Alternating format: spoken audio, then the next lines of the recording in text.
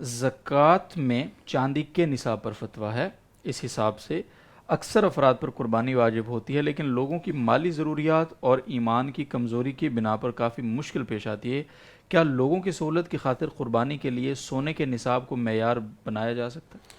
دیکھیں، اس پر عرصہ دراز سے غور و فکر چلا آ رہا ہے، لیکن ابھی تک کسی نے بھی فتویٰ اس پر نہیں دیا کہ سونے کے نصاب کو معیار بنایا جائے قربانی کے معاملے میں۔ جی البتہ یہ بات بھی اپنی جگہ بالکل ٹھیک ہے کہ اس وقت سونے کا جو نصاب تھا عہد رسالت میں اور عہد صحابہ میں، اس میں اور چاندی کے نصاب میں کوئی زیادہ فرق نہیں تھا، اور اب بہت بڑا فرق پیدا ہو چکا ہے۔ تو سونے کا نصاب کی قیمت بہت زیادہ بنتی ہے، چاندی کے نصاب کی قیمت اس کے مقابلے میں بہت تھوڑی بنتی ہے۔ تو ایک تو یہ بات ہے۔ دوسری بات یہ ہے کہ واقعتاً بعض لوگوں کے مالی حالات اتنے کمزور ہوتے ہیں کہ کھینچتان کا نصاب تو پورا ہو جاتا ہے، یا بعض اوقات ایک سے زائد جب اموال ہوتے ہیں تو چونکہ اس صورت میں وزن کا اعتبار نہیں ہوتا بلکہ قیمت لگائی جاتی ہے، تو کسی کے پاس اگر 1 تولہ سونا بھی ہو اور اس کے پاس 50 روپے بھی ہوں تو نصاب پورا ہو جاتا ہے۔ تو ایسی صورت میں ظاہر ہے کہ ایک عام متوسط آدمی جو تنخواہ دار ملازم ہے یا چھوٹی موٹی اس کی دکان ہے، مشکل سے گزارا ہوتا ہے مہینے کا، تو اس پر اگر قربانی کو لازم کیا جائے تو وہ بڑی دقت میں پیش آئے گا۔ وہ قربانی تو کر لے گا لیکن اس سے مہینے بھر کے اخراجات پورے کرنا مشکل ہو جائے گا، وہ قرض لینے پر مجبور ہوگا۔ یا بعض اوقات خواتین کے پاس 1-2 تولے کا زیور ہوتا ہے، چھوٹی سی نقدی ہوتی ہے، یا ضرورت سے زائد کوئی چیز بھی ہو، تو اگر اس کو ہم شامل کر کے قیمت کے اعتبار سے لگائیں تو چاندی کا نصاب پورا ہو جاتا ہے۔ اب ان کے پاس اتنی مالی وسعت نہیں ہوتی کہ وہ 10-15 ہزار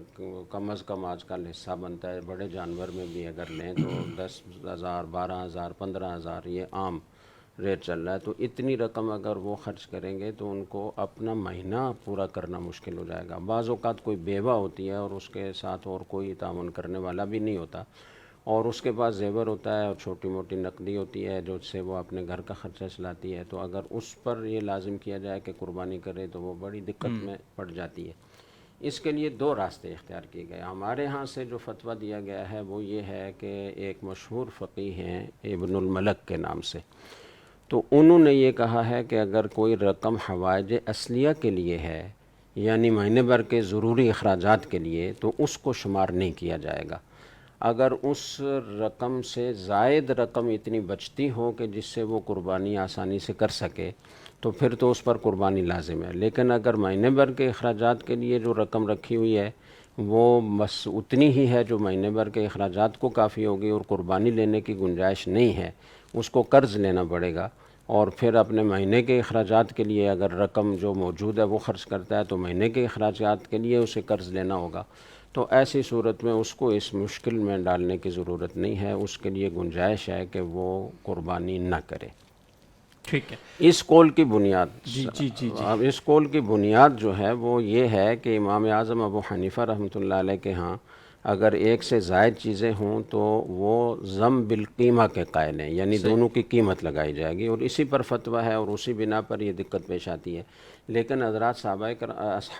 صاحبین رحمہم اللہ تعالیٰ کے ہاں ضم بالاجزاء ہے، ضم بالقیمت نہیں ہے، تو اس میں بھی کچھ گنجائش نکل آتی ہے۔ اسی لیے دارالعلوم کراچی نے قربانی کے معاملے میں یہ گنجائش دی ہے کہ جو اس طرح کے واقعتاً مجبوری والے لوگ ہیں تو وہ اگر اس قربانی کے معاملے میں، صرف زکوٰۃ میں نہیں، صرف قربانی کے معاملے میں اگر سونے کے نصاب کو معیار بنائیں اور ان کے پاس موجود جو اموال ہیں وہ سونے کے نصاب کو نہ پہنچتے ہوں، اگرچہ چاندی کے نصاب کو پہنچتے ہوں، لیکن قربانی کرنے میں ان کو اسی طرح دقت پیش آتی ہو جس کی تفصیل میں نے ذکر کی،